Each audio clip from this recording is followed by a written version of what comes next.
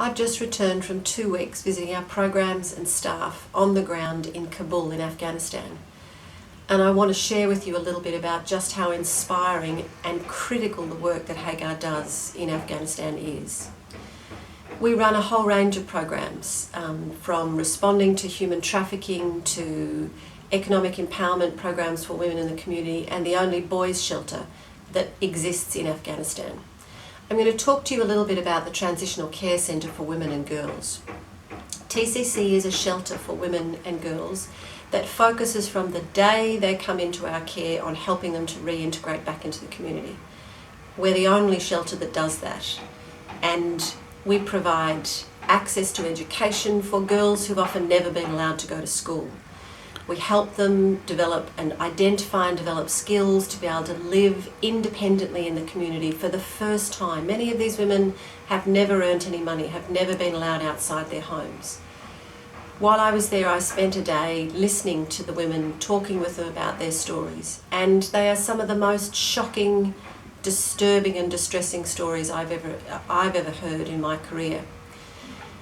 These women were joyful and passionate and thankful about what they had seen and been experienced in Hagar's care.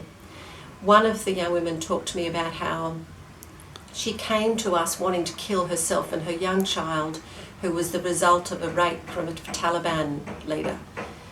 She wanted, now what she talked about was that she wanted to create a home. She'd learnt to love herself and her son, and that she'd learnt about the value of kindness and being kind to other people without expecting anything in return. And her story inspired me to continue to do the work that we are doing, and I know it inspires our staff to go to work every day, despite the fact that they are risking their lives every day just driving to and from work. While I was there, I was living in a compound. I couldn't walk on the streets safely.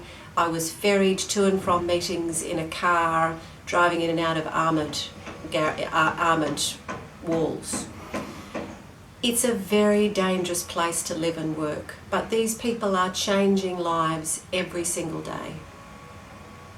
Whether you're a regular donor or someone who hasn't given to Hagar for a while, I would encourage you to consider supporting this urgent appeal now. We need to keep this service open, and we are struggling to do that at the moment.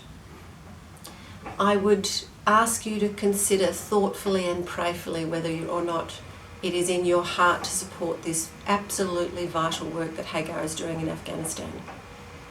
Thank you for considering supporting us.